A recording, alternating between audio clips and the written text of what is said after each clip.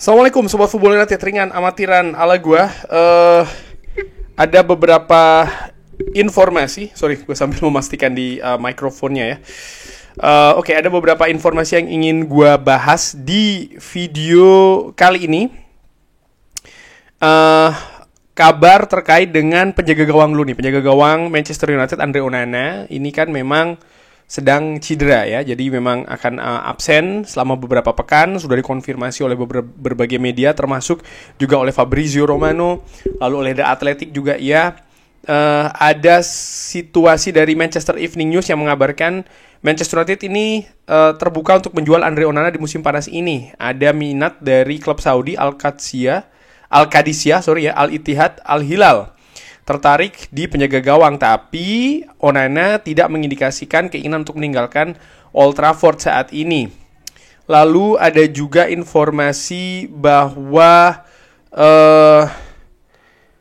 Manchester United ini ya, dari The Eye Paper Sport mengatakan kalau seandainya Manchester United ini melakukan pergerakan untuk mendatangkan seorang penjaga gawang yang baru, maka sumber mengatakan kalau Manchester United ini akan mentargetkan penjaga gawang muda dengan yang masih mungkin belum berpengalaman untuk bisa mengcover Andre Onana sebagai penjaga gawang nomor 2 ya. Di sisi lain, Radek Vitek ini akan traveling ya, ataupun akan melakukan perjalanan dengan tim squad Manchester United di Tour Amerika Serikat dengan Andre Onana ini cedera. Nah, ini seperti yang gue bahas, ternyata dari iPaper pun juga menginformasikan hal yang sama. Padahal pada saat itu gue sebutkan ketika artikel ini belum keluar, intinya bahwa memang kalau Manchester United melakukan pergerakan terkait dengan penjaga gawang, ini bukan terkait dengan Andre Onana. Andre Onana apapun itu akan tetap menjadi penjaga gawang nomor 1 Manchester United musim depan. Yes, mungkin ini akan menjadi sesuatu yang mengecewakan bagi beberapa fans, tapi ya inilah kenyataannya, karena bukan hanya terkait dengan situasi teknis saja ya, tapi juga situasi finansial. Dan jangan lupa terkait dengan situasi teknis, ini kan juga kenapa pelatih itu didatangkan. Salah satu fungsinya adalah bukan hanya sekedar oke, pemain ini bagus teruskan, pemain itu tidak bagus dijual, diganti, seperti kayak bermain Football Manager, FIFA dan lain-lain, kan tidak seperti itu. Ada juga memang salah satu tugas besarnya yaitu adalah yang meningkatkan pemain sehingga bisa bermain di kapasitas tertingginya, memperbaiki situasi yang memang tidak baik ya di squad ataupun juga di tim. Dan dalam hal ini paling tidak untuk 1 musim ke depan, inilah yang harus dilakukan di Andre Onana sebagai penjaga gawang Manchester United, di mana dari sisi finansial ini bukan sesuatu yang mudah bagi Manchester United. Padahal tantangan Manchester United ya di bursa transfer kali ini sudah cukup besar, sehingga menurut gue ya ini mungkin sesuatu yang lebih realistis. Kabar lainnya yaitu dari Deadline Day Live menginformasikan Manchester United ini menargetkan gelandang Bayern Munchen João Palhinha. João Palhinha sempat dikaitkan dengan Manchester United sebelum ke Bayern Munchen. Memang memiliki pengalaman yang cukup bagus menurut gue bersama dengan Fulham. Tapi dengan usianya saat ini dan juga kemungkinan harganya yang juga masih cukup tinggi, melihat juga bagaimana kemampuan Manchester United penuh dengan keterbatasan di bursa transfer musim panas kali ini untuk mendatangkan pemain berusia 30 tahun dengan valuasi saat ini berada di angka 30 juta euro. Menurut gua ini sulit untuk direalisasikan oleh Manchester United di bursa transfer musim panas kali ini. Informasi selanjutnya yaitu Manchester United ini dari tim Talk ya, menginformasi bahwa ini merupakan target impian di posisi bertahan bagi Ruben Amorim, yaitu adalah mendatangkan pemain back tengah Sporting Gonçalo Inácio.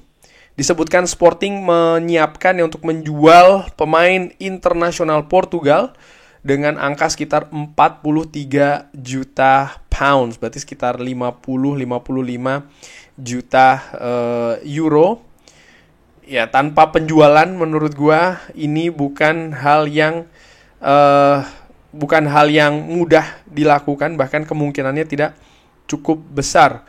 Pemain berusia 23 tahun ini memang menurut gua memiliki kemampuan yang luar biasa di lini pertahanan, tentu saja sangat akrab dengan sistem permainan yang ingin dikembangkan oleh Ruben Amorim, tapi ini kan bukan satu-satunya faktor yang menentukan pemain ini didatangkan atau tidak didatangkan, tapi juga misalnya bagaimana keadaan lini belakang Manchester United saat ini.